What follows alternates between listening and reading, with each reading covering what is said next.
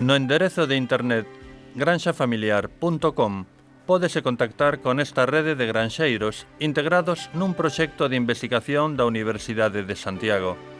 Temos localizados granxeiros de todo tipo, desde carne ecolóxica, carne de terneira suprema, frutos secos, queixo, produtos de horta, mel, etc. Lucía Lorenzo está moi satisfeita da súa experiencia en Granxa Familiar. Pois particulares, pero tamén teño dous supermercados agora mesmo, que conectei con eles por a páxina. Ou mándame correos, pero máis ben é que por teléfono. E nada, quedamos, veñen, pois eso, recollen eles mesmos as cousas. Outras veces, pois, a xente que xa ven máis dunha vez, pois xa me chama para que llas teña preparadas, para xa non estar eles aí. E así, e os supers tamén, pois, que chamanme e proban con cantidades pequenas, pero despois que van aumentando a cantidad. Eu formeime antes de empezar con isto. Estuve facendo uns cursos na escola de Guísamo, todo dedicado á horta, donde verdadeiramente aprendes cultivando, fracasando, facendo de outra maneira para que a ver se así me sal mellor. Eso é o mellor para aprender.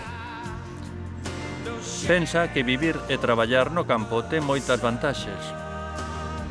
É algo que tranquilo, traballas o teu aire, non sei, a verdad, a min encántame, porque estás no medio da naturaleza, faz o traballo, tes o teu sueldo, e bueno, que tes aínda algún tempo libre para facer cousas, vamos, que non estás preso aí nunha oficina, a min gustame, será eso tamén.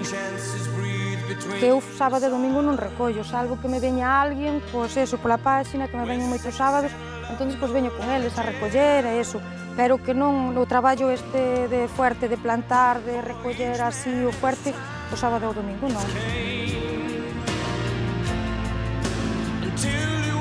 Teñen que estar así, rojos e bonitos, que non este manchados.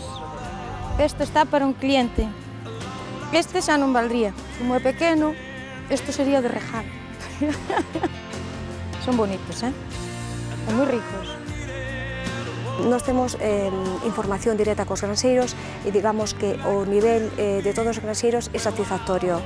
O día de hoxe todos han vendido produtos, máis ou menos de unha cantidade, pero todos están vendendo.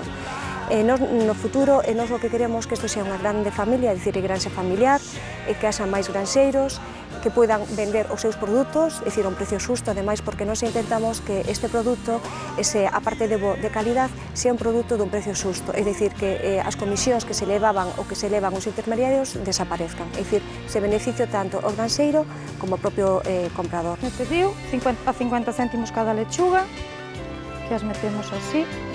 Tamén me pediu 1 kilo de morróns, tamén, os morróns a 1,50 €. Nós temos distintos puntos localizados en Galicia de precios de feiras tradicionais e de mercados tradicionais. Entón, os precios os marcan os propios granxeiros. Entón, calquer persoa que quere comprar un produto, simplemente vai á rede, ten unha explicación dos produtos, como son, se son produtos de temporada, calidade de produto, variedade, e aparecen os precios. Aí vai.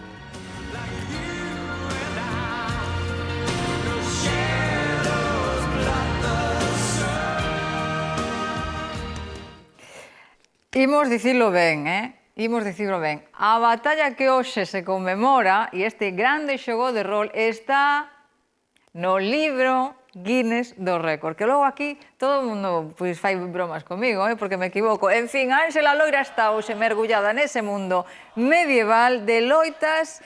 Agora son a 3 bandos, ou polo menos era así hai uns minutos.